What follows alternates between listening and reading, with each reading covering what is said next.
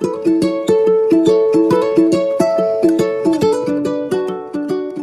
guys, I am Vikram and today I will start active passive of past continuous tense।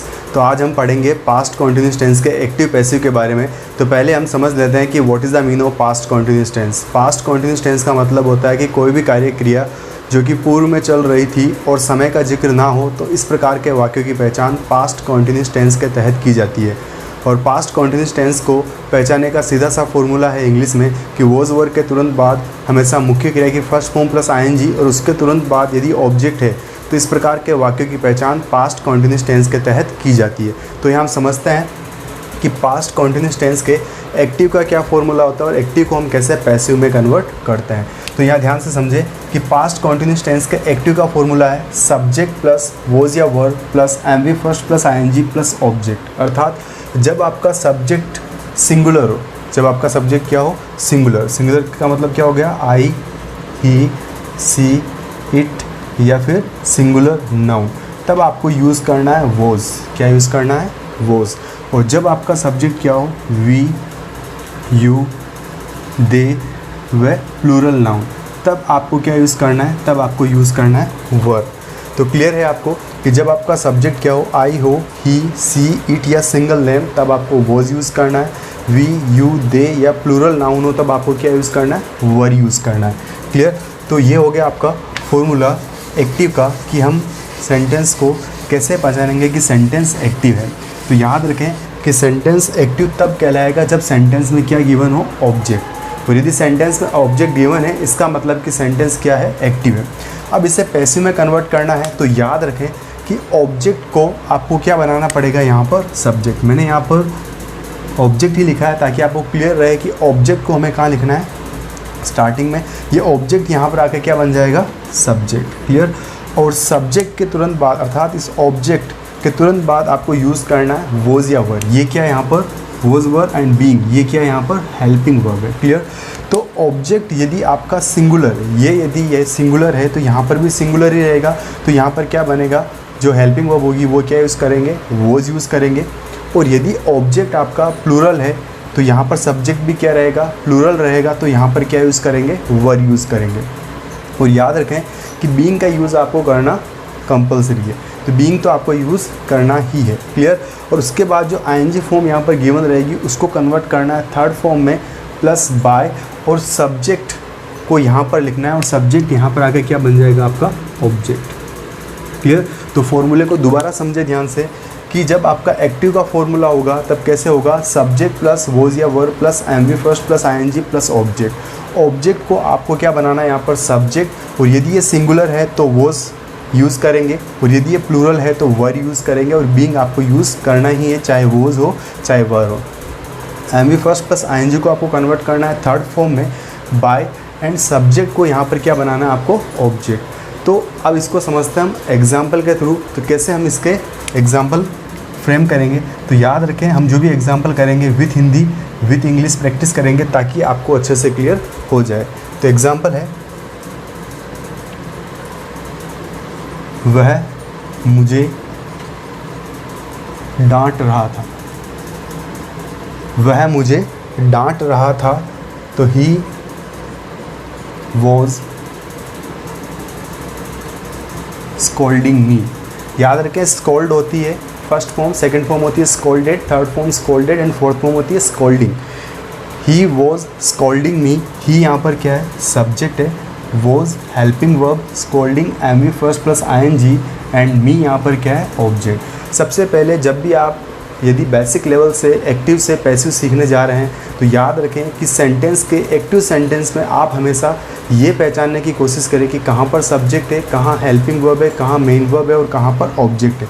तो ये हमने यहाँ पर पहचाना कि ही यहाँ पर क्या है, सब्जेक्ट है। वॉज यहाँ पर हेल्पिंग वर्ब है, scolding M V first plus ING and me यहाँ पर क्या है, ऑब्जेक्ट है। क्लियर। अब बात कर रहे हैं इसके पैसिव की। तो पैसिव में पहले हम इसका इंग्लिश का सेंटेंस बना लेते हैं। तो फॉर्मूला क्या था यहाँ पर कि ऑब्जेक्ट को हमें क्या बनाना है, सब्जेक्ट। और याद रखें प्रोनाउन के सब्जेक्टिव केस और ऑब्जेक्टिव केस क्या होते हैं वो ऑलरेडी मैं प्रोनाउन के वीडियो लेक्चर में समझा चुका हूँ। और यदि आपने वीडियो लेक्चर नहीं देखा तो आप डिस्क्रिप्शन जाके पहले ये देखें कि कैसे हम सब्जेक्टिव केस को ऑब्जेक्टिव केस में और ऑब्जेक्टिव केस को सब्जेक्टिव केस में कन्वर्ट करते हैं। तो याद रखें केवल प्रोनाउन ही चेंज हो गए, नाउन में कोई चेंजेस नहीं होता है। तो मी यहाँ पर आके कन्वर्ट किस में होगा, आई में, और आई के साथ हम किसका यूज़ करते हैं, वॉज का। तो आई वॉज। याद रखें मी यहाँ पर ऑब्जेक्टिव केस है, इसे हम लेके आएंगे सब्जेक्टिव केस में। तो मी का सब्जेक्टिव केस होता है आई, और आई के साथ क्या यूज़ करेंगे, हेल्पिंग को क्या यूज़ करेंगे, वॉज।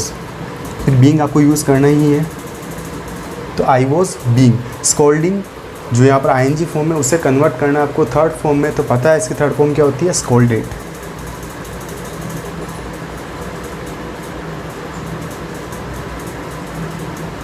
इसके बाद क्या यूज़ करेंगे, बाय। गिवन है यहाँ पर थर्ड के बाद, तो I was being scolded by, और ही यहाँ पर सब्जेक्टिव केस है, ही एक प्रोनाउन है, और ही का ऑब्जेक्टिव केस होता है हिम, तो बाय हिम। तो याद रखें आपको इसकी हिंदी भी आनी चाहिए। इसकी हिंदी क्या होगी, मुझे डांटा जा रहा था उसके द्वारा। सेंटेंस क्या फ्रेम होगा, मुझे डांटा जा रहा था उसके द्वारा। दोबारा समझे, वह मुझे डांट रहा था, इसका इंग्लिश फ्रेम होगा ही वॉज स्कोल्डिंग मी। सबसे पहले आप टेंस को पहचानना सीखें, तभी जाकर आप एक्टिव को समझ पाएंगे। तो टेंस यहाँ पर क्या, रहा था, रही थी, रहे थे, और समय का जिक्र नहीं है। टेंस कौन सा है, पास्ट कॉन्टिन्यूस। इसका पैसिव क्या कन्वर्ट होगा, मी। यहाँ पर ऑब्जेक्टिव केस में उस समय कन्वर्ट करना। सब्जेक्टिव केस में क्या होगा, आई। आई के साथ क्या यूज़ करते हैं, हेल्पिंग को वॉज, और वॉज के तुरंत बाद क्या यूज़ किया हमने, बीइंग, क्योंकि फॉर्मूले में यहाँ पर गिवन है। स्कोल्डिंग यहाँ पर आईएनजी फॉर्म थी, उसको हमने कन्वर्ट किया थर्ड फॉर्म में, स्कोल्डेड बाय। एंड ही यहाँ पर ऑब्जेक्टिव केस में जाएगा, किस में कन्वर्ट होगा, हिम में।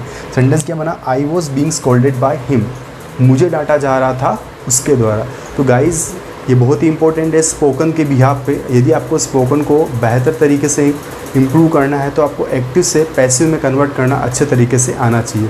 तो अब हम बात कर लेते हैं कि यदि एक्टिव आपका नेगेटिव हो तो उसका पैसिव कैसे फ्रेम करेंगे। तो याद रखें, जब भी आपका एक्टिव नेगेटिव होगा तब वॉज वर्ग के तुरंत बाद किसका यूज़ करेंगे, नॉट का यूज़ करेंगे। तो फॉर्मूला क्या बनेगा, सब्जेक्ट प्लस वॉज या verb plus not, MV first plus ING plus object. तो इसका पैसिव का नेगेटिव का फॉर्मूला क्या होगा, object plus was verb plus not plus being, MV third, by plus subject. Passive में याद रखें कि नॉट आपको वॉज वर्ब के तुरंत बाद यूज़ करना है और बीइंग के पहले यूज़ करना है। क्लियर। तो जैसे इसी सेंटेंस को नेगेटिव का एक्टिव में फ्रेम करते हैं, वह मुझे नहीं डांट रहा था, he was not scolding me. Passive क्या कन्वर्ट होगा, I was not being scolded by him, मुझे नहीं डांटा जा रहा था उसके द्वारा। अब बात करते हैं इंटरोगेटिव। यदि आपका प्रश्नवाचक एक्टिव हो और प्रश्नवाचक सेंटेंस को अगर आपको पैसिव में कन्वर्ट करना हो तो किस तरीके से फ्रेम करेंगे। क्या वह मुझे डांट रहा था, was he scolding me. Passive क्या होगा, was I being scolded by him and question mark, क्या मुझे डांटा जा रहा था उसके द्वारा।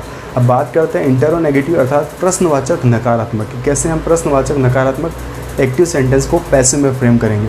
तो क्या वह मुझे नहीं डांट रहा था, was he not scolding me and question mark. Passive क्या होगा, was I not being scolded by him, क्या मुझे नहीं डांटा जा रहा था उसके द्वारा। तो गाइस ये आपको क्लियर हुआ होगा कि कैसे हमने एक्टिव सेंटेंस को पैसिव में कन्वर्ट करके आसान तरीके से एक पार्ट को सीखा है। अब कुछ और एग्जांपल लेके प्रैक्टिस कर लेते हैं, जिससे कि ये जो पास्ट कंटिन्यूअस टेंस के एक्टिव से पैसिव में कन्वर्ट करना आपको आसान तरीके से समझ में आ जाए। तो बात करते हैं अब एक और एग्जांपल की।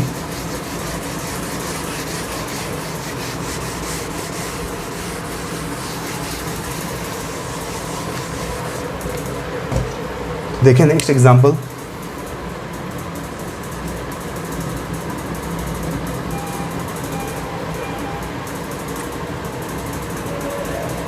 दिनेश किताब पढ़ रहा था। दिनेश किताब पढ़ रहा था। Dinesh was reading a book. एक बुक की बात इसलिए की है क्योंकि एक किताब की बात हुई जिसे दिनेश पढ़ रहा था, तो Dinesh was reading a book. यहाँ पर वॉज इसलिए यूज़ किया कि दिनेश यहाँ पर क्या एक सिंगुलर नाउन है, इसके हिसाब से क्या यूज़ किया, वॉज रीडिंग ए बुक। और ए बुक ये भी क्या आपका एक नाउन है। और अभी सीखा हमने नाउन में कोई चेंजेस नहीं होता है जब हम ऑब्जेक्ट को सब्जेक्ट में कन्वर्ट करते हैं। तो पैसिव क्या कन्वर्ट होगा। और याद रखें जब भी किसी नाउन के साथ ए एन या द यहाँ पर गिवन हो तो वो पूरा आपका क्या माना जाएगा, ऑब्जेक्ट। तो यहाँ पर सब्जेक्ट क्या बनेगा, ए बुक।